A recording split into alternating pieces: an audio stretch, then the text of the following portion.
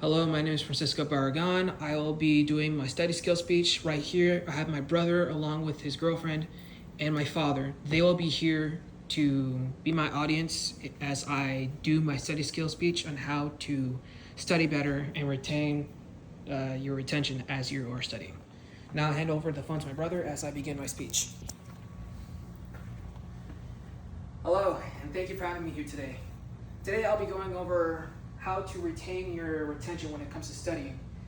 Now, you ever have like these moments where you're just deep in the flow, where you have this sudden emergency, say, called fear, and all of a sudden you just blank out, like you're doing a test. You've been doing all this math work, and then all of a sudden you just can't, for the life of you, figure out what to do next, how to do the formulas, how to stay calm and remember. Well, I'll be going over my speech of engineering retention, a structural approach to learning, memory, and cognitive performance. So, what is engineering retention meaning? Well, it's a lot, but as we'll go over, we'll start with some problems. And then after that, we'll start with some solutions, and then how those solutions manage to stay the outcome, or basically help you in the long run. Now, the illusion of effort. You think to yourself, oh, I'm doing all this studying, I'm doing all this underlining, doing all this note-taking, and you think to yourself, oh, that's definitely going to help me in the long run. It's going to really staple in my remembering and all that junk, whatever. Students try to invest thousands of hours relying on tools that feel productive, but they fail to last in your memory. Like, as I said before, highlighting, underlining, reading, creating, it creates a dangerous illusion of competence, familiarity masquerading as mastery. Truth is, it really doesn't do all that. It just stays and goes. So, this is called the cycle of ineffective learning. It starts off with the source element. In education psychology textbooks largely overlook cognitive retention strategists, such, and it goes over to the training gap. Future teachers then graduate without an introduction to effective learning frameworks. The folklore inheritance students are taught ineffective study folklore, highlighting or reading or rereading such and such, repeating until it just becomes a bad habit, and then you just completely forget.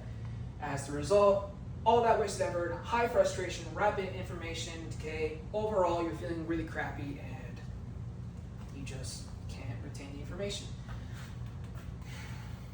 So, how was this discovered? Well, in 2013, a team of cognitive scientists from the Kent State University published a comprehensive evaluation of 10 learning techniques in psychological science in the public interests. These 7 researchers were John Dewsley and Catherine Rawson. They sought to separate learning folklore from proven science of retention.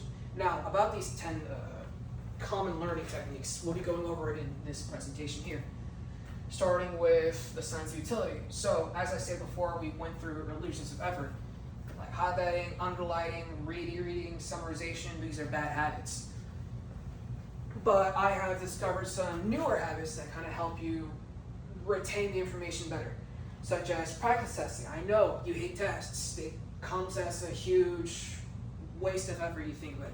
But no, actually it doesn't, because whenever you test a lot, you tend to exercise. It's like exercising. You do some pull-ups, or, I don't know why I did a pull-up motion once I was doing dumbbell motions.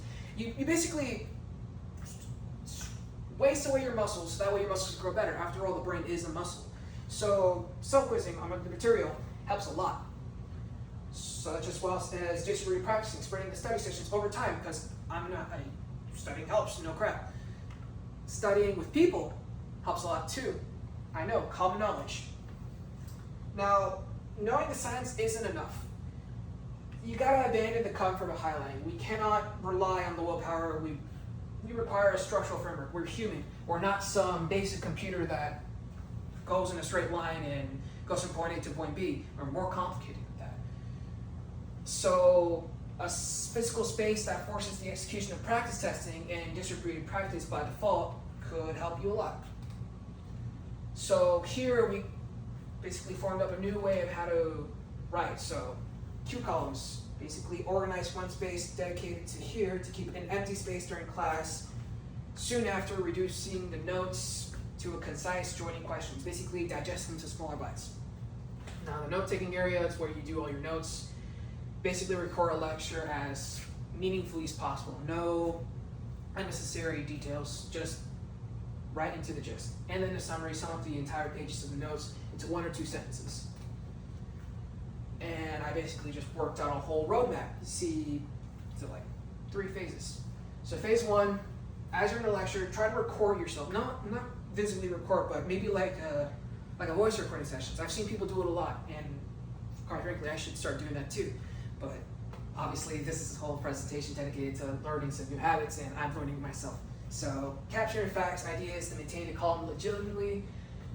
And along with phase 2, immediate post-lecture. So you gotta reduce, as I said, reduce helps a lot to bring down to digestible bites. Summarize facts consistently due to cue columns to clarify relationships, reflect, drown out opinions to prevent ideas from becoming inherent. Recite, cover the main area, use the cue columns to explain conceptions aloud in your own words, because after all, speaking to yourself in your own words helps a lot to remember a lot, such and such. Phase 3, I probably should have started that before. Lastly, review. Spend 10 minutes every week in quick review. As I said before, exercise helps a lot. Doing the same thing over and over again can help you to be stronger. And lastly, this would be the Trojan horse of cognitive science. You know, as I explained before, this will be a more deep dive into it. So the force of execution of practicing, high utility. It covers the right side in speaking aloud forces, active retrieval rather than positive reading. Forces of execution, distributed practice, high utility, and the mechanism, the 10-minute weekly review replaces the need for low utility cram sessions. And cram sessions in college is a really bad habit. Believe me, I do so. And I know that y'all do too. Speaking of you two, not you. You already finished. All right, so more of the story. Stop absorbing. Start engineering. Learning isn't a passive event. It's an active structural engineering. By replacing the illusion of effort with the science of retention, you don't take notes, you draft the blueprint for mastery. Learning is a passion. It's not just a computer science of point A to point B. And as for my sources here, I've learned from the dudes such and such. Just get that part right there so you can see the sources. And yeah. Thank you for having me, and I wish to see you all again some other time.